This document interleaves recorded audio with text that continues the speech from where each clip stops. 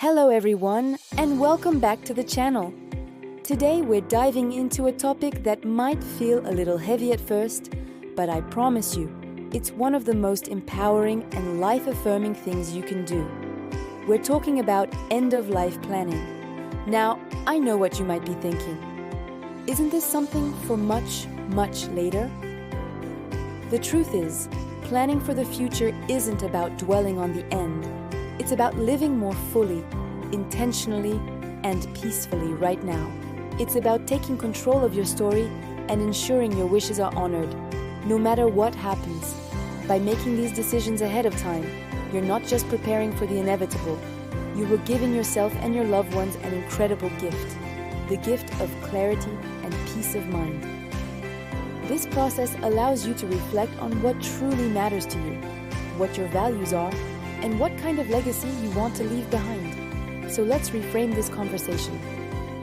This isn't about endings. This is about living with intention, making every moment count, and designing a future that reflects who you are.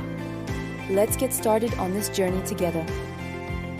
First up, let's tackle the practical side of things, what many people call the paperwork. This includes your will, advance directives, and designating a power of attorney. Think of these documents as your voice when you might not be able to speak for yourself.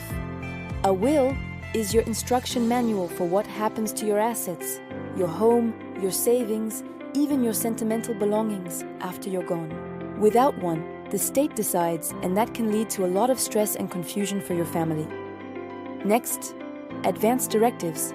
These are legal documents that spell out your wishes for medical care if you become unable to make decisions. This could include a living will, which details the types of medical treatments you would or would not want, like life support.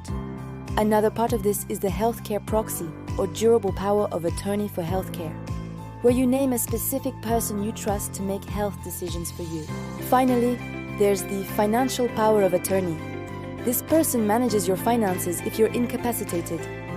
Choosing these people is a big deal. You want someone who is responsible, who understands you, and who you know will honor your wishes, even if it's difficult. It's a conversation you need to have with them to make sure they're willing and able to take on that role. Now that we've covered the legal paperwork, let's talk about something just as important: your personal wishes. This is where you get to shape what your final chapter looks like, and it goes far beyond legal documents. This is about communicating the details that make your farewell uniquely yours. Think about it. What kind of atmosphere do you want? Do you envision a solemn, traditional funeral? Or would you prefer a vibrant celebration of life, maybe with your favorite music playing and friends sharing happy memories? There are so many options today, from traditional burials to cremation, green burials, or even donating your body to science. There's no right or wrong answer. The only thing that matters is what feels right for you. Write these preferences down. Create a folder or a binder. Some people call it a death binder, but let's call it a legacy binder, where you can keep all this information, include details like who you want to be notified, what readings or songs you'd like, and even notes for specific people. This isn't morbid, it's an act of profound love. You're taking the guesswork away from your family during a time when they will be grieving and emotionally overwhelmed. You're giving them a clear roadmap, allowing them to focus on supporting each other instead of stressing over decisions. One of the most meaningful parts of this process is planning your legacy. And I don't just mean financial inheritance. Your legacy is the story you leave behind, the values you passed on, and the impact you had on the world and the people you love. This is your chance to be intentional about that story. How do you want to be remembered?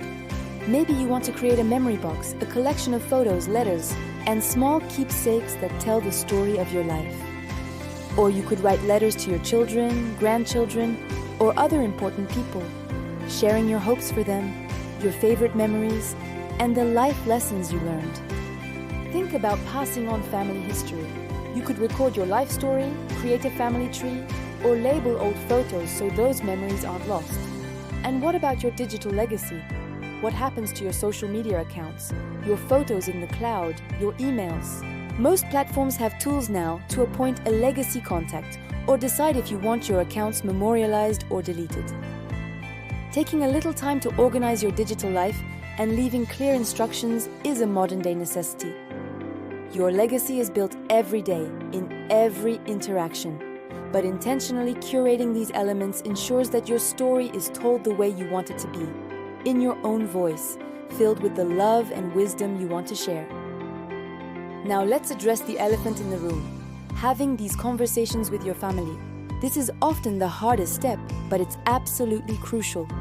You can have all the perfect plans on paper, but if your family doesn't know about them, or if they're uncomfortable with your choices, it can lead to conflict and heartache.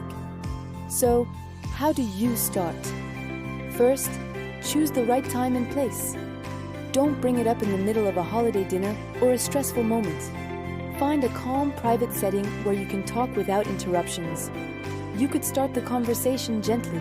Say something like, "I've been thinking about the future lately, and I want to make sure I have a plan in place to make things easier for everyone down the road. It's really important to me that you know my wishes." Frame it as an act of love and organization, not as something sad or scary. Be prepared for a range of emotions. Your family might be resistant, sad, or anxious. That's okay. Listen to their concerns, answer their questions honestly, and give them time to process. It might not be a single conversation.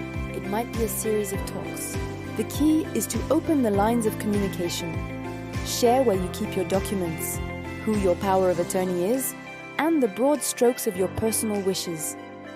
This dialogue isn't just about informing them, it's about bringing them into the process, ensuring everyone is on the same page, and reinforcing your family bond through trust and honesty. Finally, I want to emphasize that end-of-life planning is not a one-and-done task. It's a living process. Just as your life changes, your plans might need to change too.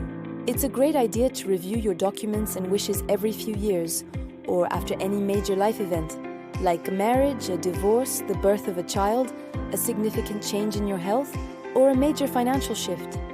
Maybe your feelings about medical treatments have evolved. Maybe you've moved and need to update your will according to new state laws. Or perhaps the person you designated as your healthcare proxy is no longer the best choice. Regularly revisiting your plan ensures it always reflects your current values and circumstances. Keep your documents in a safe, accessible place, and make sure your key people, your executor, your power of attorney, know where to find them. This isn't about being preoccupied with the end. It's about staying engaged with your life. By being proactive and organized, you free yourself to live more fully in the present. You've handled the what-ifs, so you can focus on the what now. You can enjoy your relationships, pursue your passions, and build your legacy with the confidence that you have a thoughtful plan in place. It's the ultimate expression of living with intention. Thank you so much for joining me for this important conversation today.